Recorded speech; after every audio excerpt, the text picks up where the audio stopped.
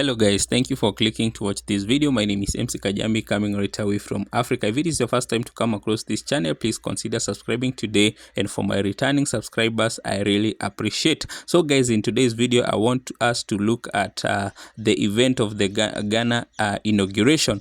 Let us look how President Ibrahim Traore stole the show and outsmarted his African leaders, and this we shall look in how he was even armed for the event. Thank you guys, let's get into this. The blazing Ghanaian sun cast long shadows across the Independence Square, its rays glittering off the polished marble of the grandstand and the vibrant kente of the assembled crowd. The air buzzed with anticipation, the rhythmic beat of the traditional drums seamlessly with the murmurs of dignitaries and the hum of security and the circling overhead. As the motorcade approached, a collective rippled through the square, and at its center, an imposing black SUV moved like a predator through the procession, flanked by heavily armed militias.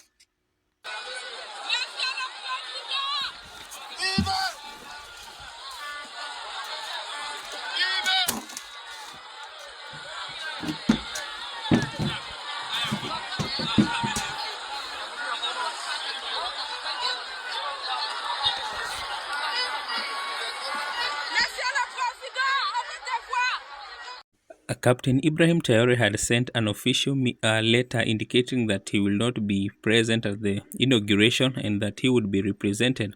And this just came as a shock and a surprise for the Ghanaian protocol when they saw him arriving.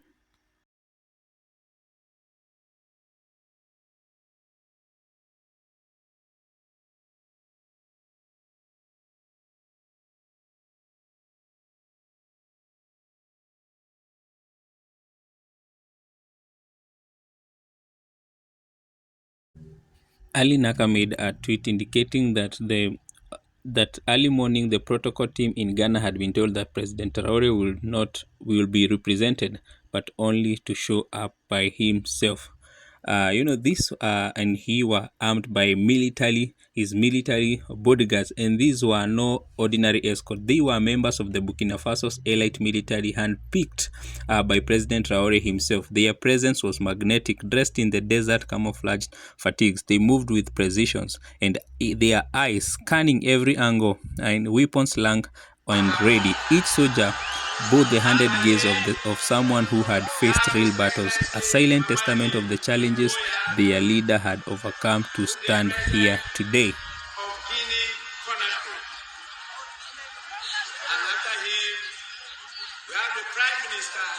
The head of state of the strong people of Burkina Faso, His Excellency Captain Ibrahim Traore.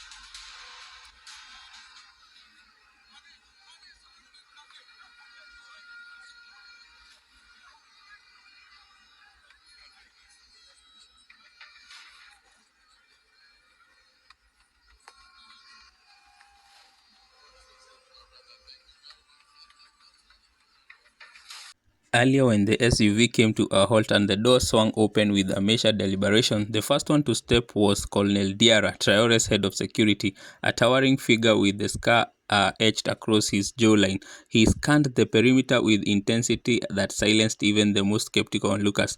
Then President Ibrahim Traore emerged, dressed in a sharp-tailored military attire. His demeanor was a blend of youthful charisma and unshakable resolve, yet it was subtle details that caught the eye. The firm set of his jaw, the cultured pace and his strides, and the bulge beneath his attire. At his side, halted discreetly but purposefully, was a pistol, a relic of his revolutionary days. The weapon had become a symbol of his leadership, an ever-present reminder of his willingness to defend himself and his people, not just through diplomacy, but, if necessary, through force. It was evident that when Traore entered the auditorium that he is an African hero, and this was not going well, or is not going well, with his enemies in the Africans and also abroad.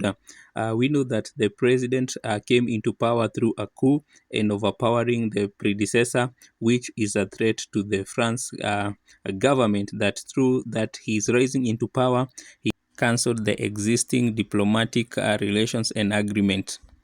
These pistols in the president is not a mere accessory. It is a custom-made signature engraved with the emblem of Burkina Faso and the phrase "Rebettel Outmort, freedom or death." Traore's fingers brushed the glyph lightly as he walked, a gesture to Sato it might have gone unnoticed by the untrained eye, but for those who understood power, it speaks volumes. Behind him, his entourage moved in synchronized formation. Advisors, military officials, and select few ministers formed a protective wall around the president. They too bore the marks of resilience, each one chosen for not their titles, but for their loyalty and the ability to stand firm under pressure. The crowd watched in awe and amazement as Traore ascended the stage, his military precision mirrored in every movement, his entourage fanned out strategically, blending into the background while remaining ever vigilant. Even as the ceremony unfolded, their eyes were wavered from their leader or the crowd, ready to act at the first sight of danger.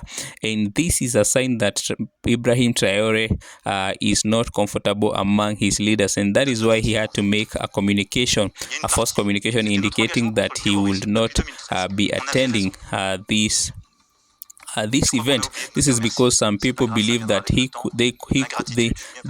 some African leaders would be acting in favor of his rival. Vis-à-vis de leurs opinions publiques de le porter. Aucun d'entre eux ne serait aujourd'hui avec un pays souverain si l'armée française ne s'était pas déployée dans cette région.